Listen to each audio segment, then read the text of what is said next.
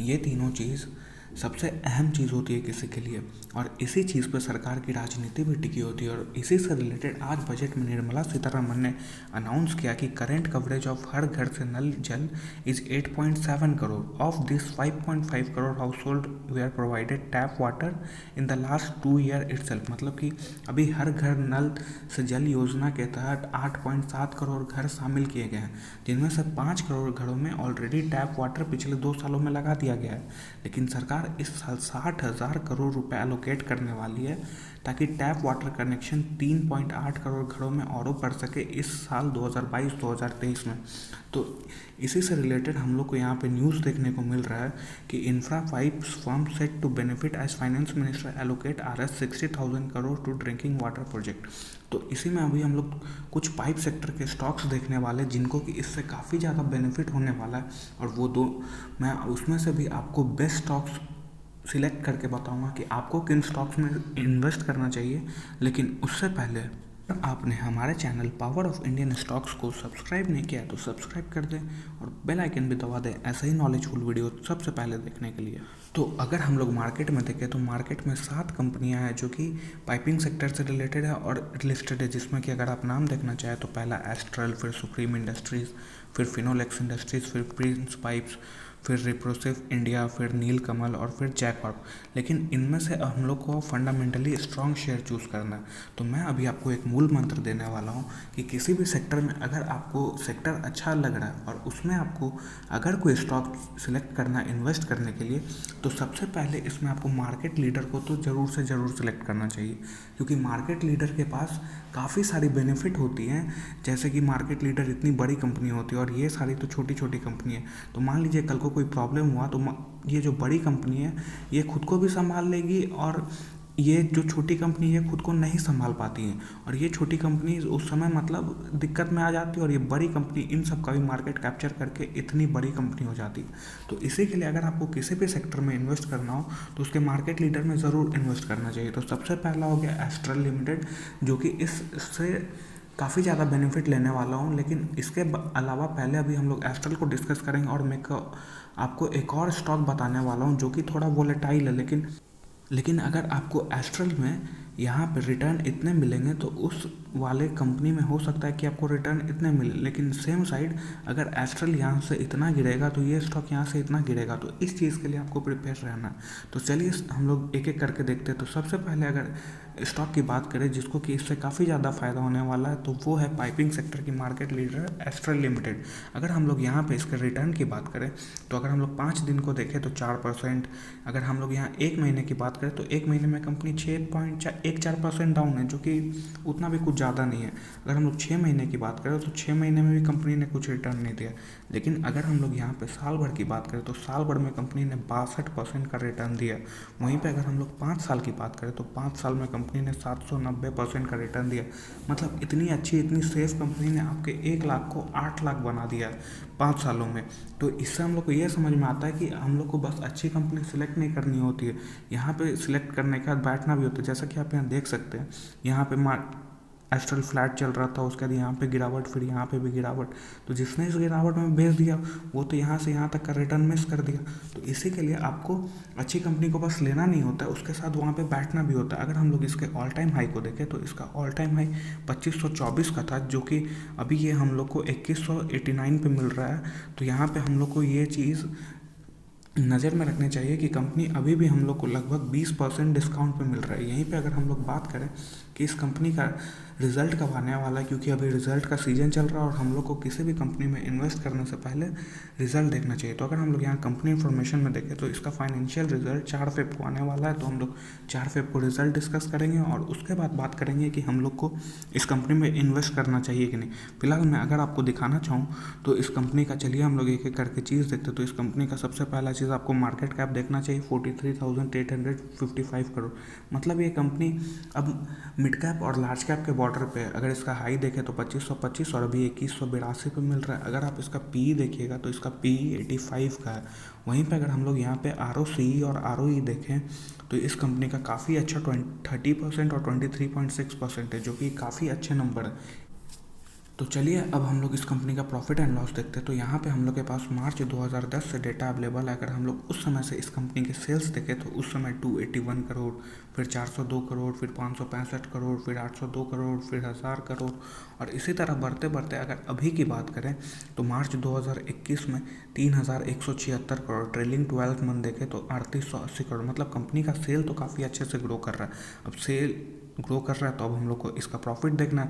तो अगर हम लोग प्रॉफिट बिफोर टैक्स देखें तो वो भी आप देख सकते हैं 2010 में 33 करोड़ का था, जो कि बढ़ के 41 करोड़, फिर 50 करोड़, फिर 80 करोड़, फिर 105 करोड़, और अभी की अगर बात करें तो कंपनी का अभी 533 करोड़ का प्रॉफिट चल रहा है। और अभी ट्रेलिंग 12 मंथ की बात करें तो 680 करोड़। मतलब कंपनी का प्रॉफिट भी आप देख सकते हैं किस तरीके से ग्रो कर रहा है। और यही चीज़ आपको ईपीएस में भी देखने को मिलेगी। ₹1.5 का ईपीएस अब बढ़ के अराउंड ₹25.53 का ईपीएस हो गया।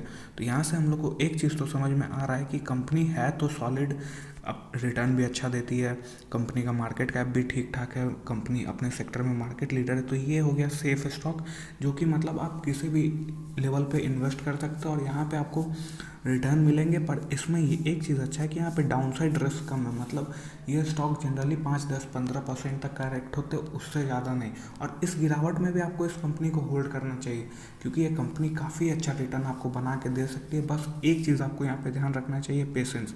अब हम लोग अगर दूसरे कंपनी की बात करें तो दूसरा कंपनी है Prince pipes and fittings limited. अगर मैं इसके रिटर्न को आपको दिखाऊं तो अगर हम लोग 5 दिन का डेटा देखें तो -3%। वहीं पे अगर 1 महीने की बात करें तो 1 महीने में ये कंपनी -3.11%। अगर 6 महीने की बात करें तो 6 महीने में कंपनी अभी नेगेटिव में है। लेकिन अगर हम लोग 1 साल की बात करें तो 1 साल में कंपनी ने अपने इन्वेस्टर्स का पैसा दोगुना कर दिया।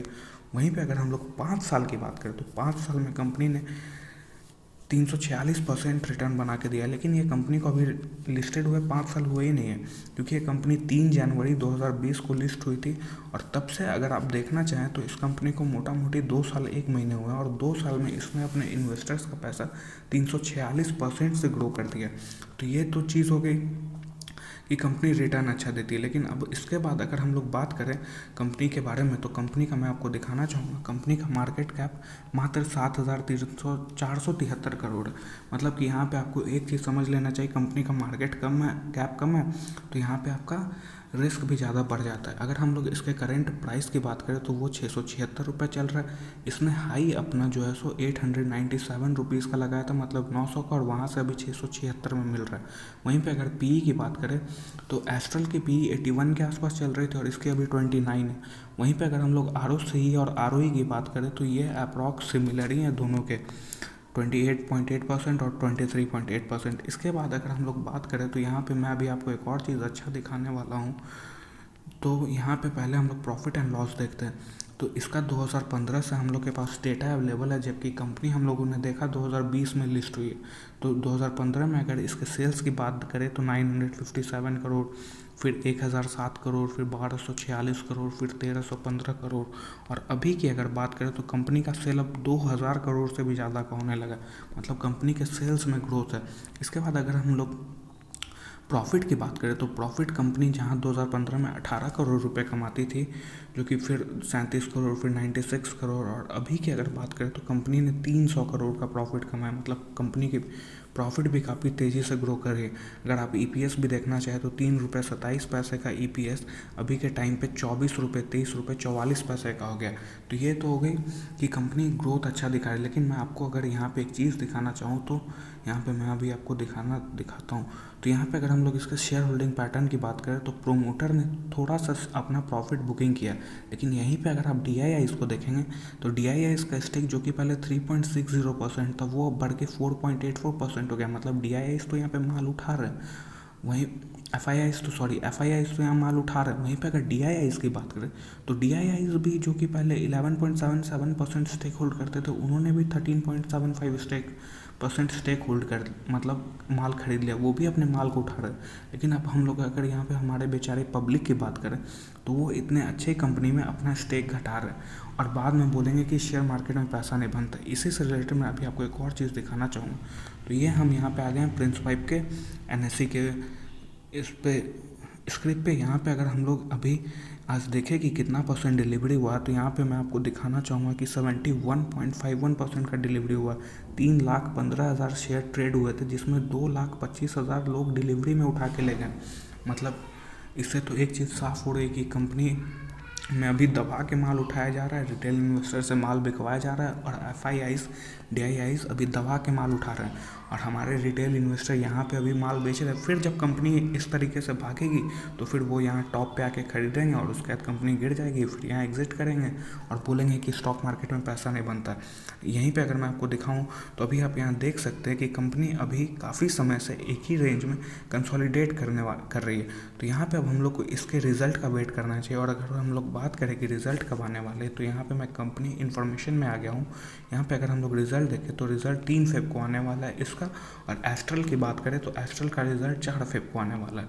तो इस वीडियो से हम लोग के की टेकअवेज क्या है, तो अगर हम लोग उसकी बात करें तो सबसे पहले यहाँ पे हम लोग देख सकते हैं कि फाइनेंस मिनिस्टर इस बजट में 60,000 करोड़ रुपए नल जल योजना के लिए एलोकेट करने वाले हैं, ताकि 3.8 करोड़ और घरों में ड्रिंकिंग वाटर के लिए नल लगाया जा सके। तो इससे हम लोग को मतलब पाइपिंग सेक्टर को काफ़ी फ़ायदा होने वाला है, जिसमें हम लोग का मेन फोकस 2 कंपनीज़ पे होना चाहिए।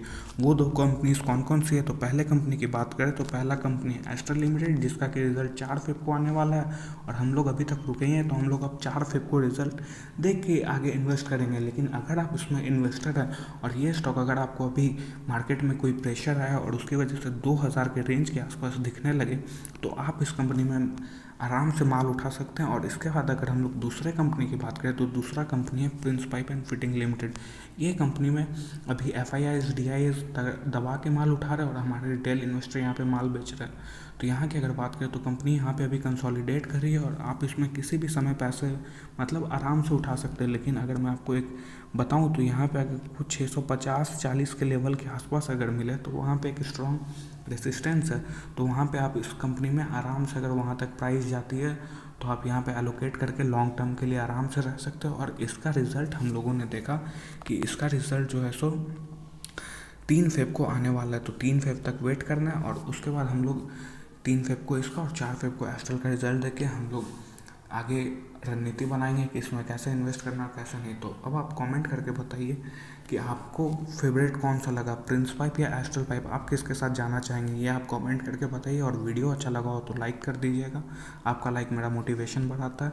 वीडियो को यहाँ तक देखने के लिए